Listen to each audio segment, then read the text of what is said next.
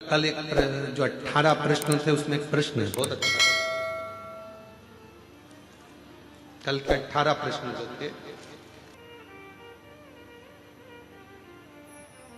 18 प्रश्न में तीसरे नंबर का प्रश्न है किसी भाई का, जिन्होंने 18 प्रश्न लिखे थे उसमें तीसरे नंबर का प्रश्न है, जरा ध्यान से देखिएगा। अच्छे लोगों के साथ ही बुरा क्यों होता है? 18 प्रश्न में से एक प्रश्न तीसरे नंबर, अच्छे लोगों के साथ ही बुरा क्यों होता है और अच्छे लोग इस संसार से जल्दी क्यों चले जाते हैं? उनके साथ बुरा क्यों हो रहा है? 18 प्रश्न में से एक प्रश्न, कल एक प्रश्न का उत्तर दिया था, आज एक प्रश्न अपन ने लिया कि अच्छे लोगों के साथ ही बुरा क्यों होता है। तो उसके लिए एक प्रसंग बड़ा सुंदर है, आप उसका स्मरण करिएगा। एक प्रसंग का साउंड अच्छा नहीं है परंतु वो एक प्रसंग का स्मरण करिएगा आप लोग साथ में।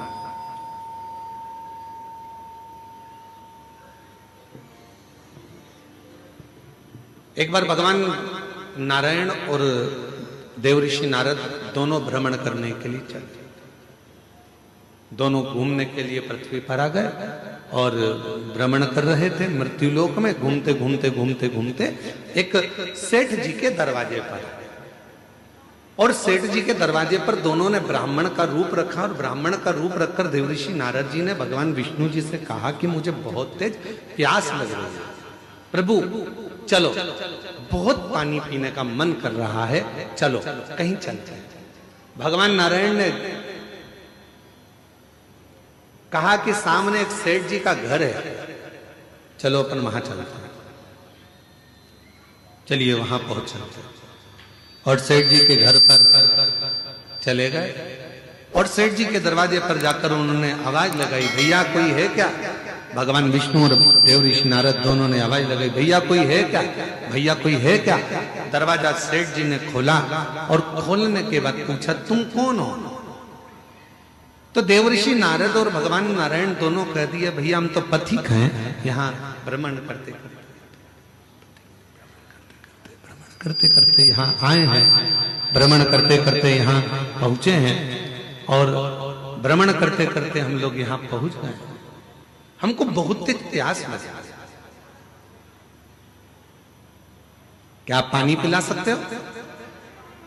रहने दे बस, अदरक छोड़ दो।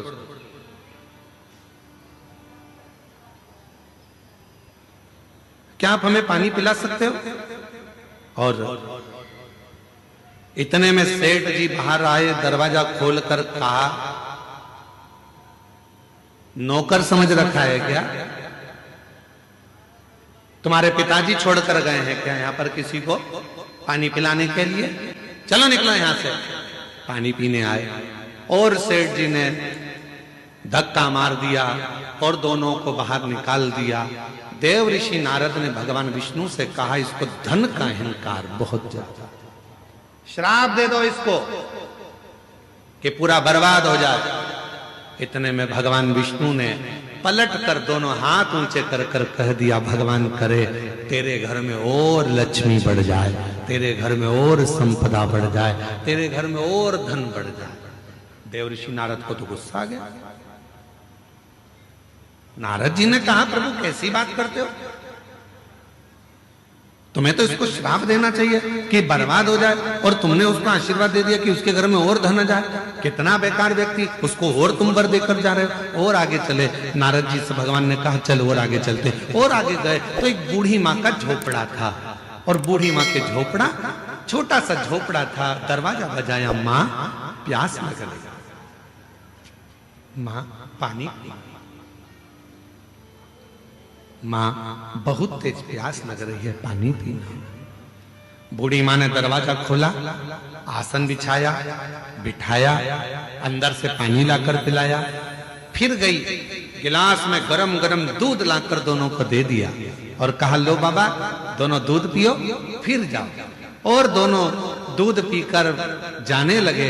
देवऋषि नारद जी ने कहा, देखो कितनी अच्छी माँ है, पानी भी पिलाया, आसन भी दिया, दूध भी पिलाया, प्रभु इसको वर दे दो। भगवान विष्णु ने उसकी ओर देखा और उस बूढ़ी मां को देखकर भगवान नारायण ने हाथ उठाकर कहा, जा, तेरी जो गाय है वो मर जाए।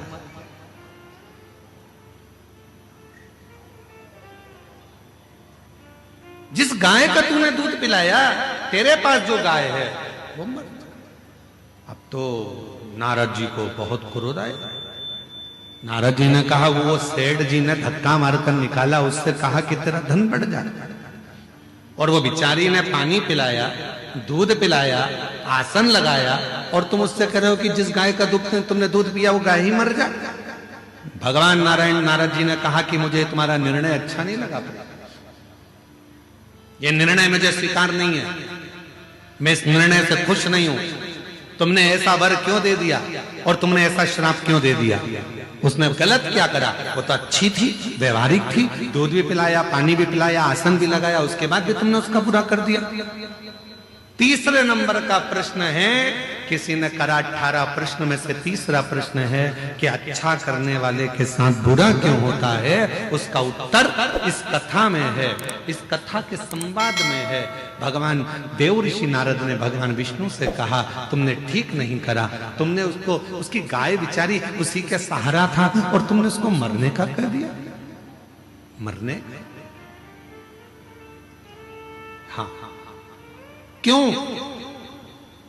भगवान कहने लगे, सुनो देव ऋषि नारद, मैंने सेठ जी के यहां लक्ष्मी बढ़ने का वर इसलिए दिया क्योंकि सेठ धन के अहंकार में तुम्हें और मुझे धक्के मारकर निकाल दिया।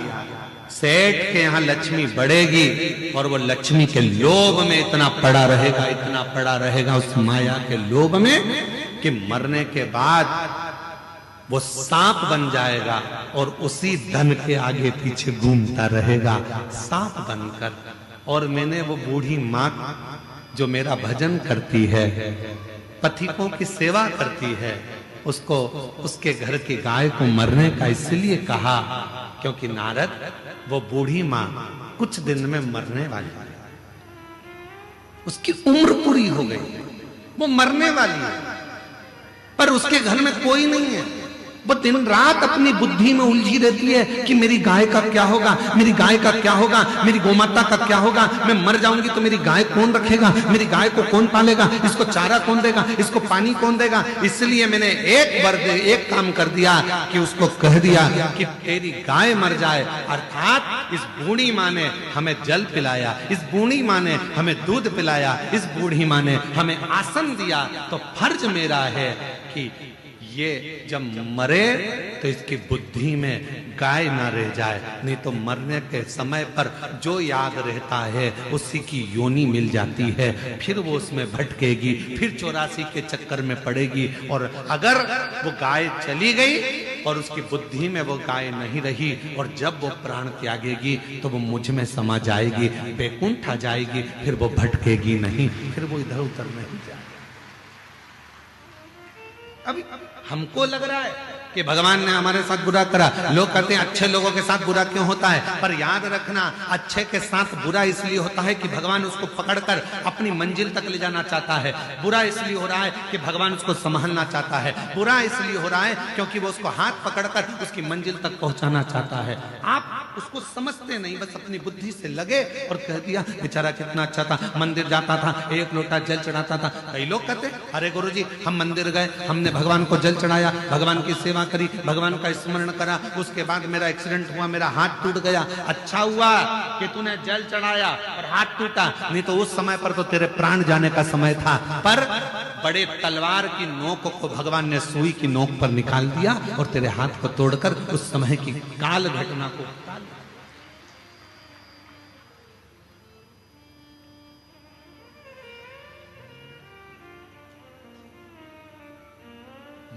मत बुरे कर्म कर बंदे वरना पछताएगा, भगवान की आंखों से तू बच नहीं पाएगा, तू बच नहीं पाएगा। अरे ओ अज्ञानी मत कर नादानी, अरे ओ अज्ञानी मत कर नादानी, तेरे कर्म का फल भी तू ही पाएगा, जैसा किया तूने तेरे आगे आएगा। मत बुरे कर्म कर बंदे वरना पछताएगा। भगवान की आँखों से तू बच नहीं पाएगा, तू बच नहीं पाएगा।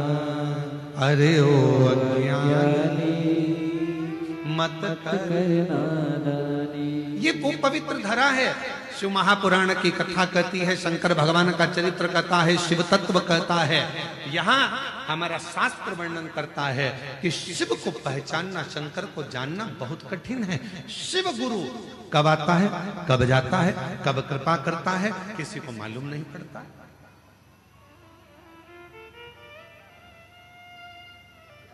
पूरे बस्तर वासियों को प्रसन्न होना चाहिए कि आपके नजदीक में इंद्रावती नदी है। वो नदी जहां पर भगवान देवाधिदेव महादेव स्वयं शिव गुरु बनकर इंद्र की धर्म पत्नी को, उसके पति को मार्ग प्रशस्त करते हैं, उसका पथ दिखाते हैं।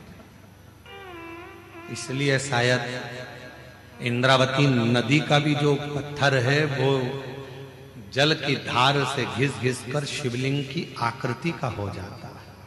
इससे प्रसन्नता होती है।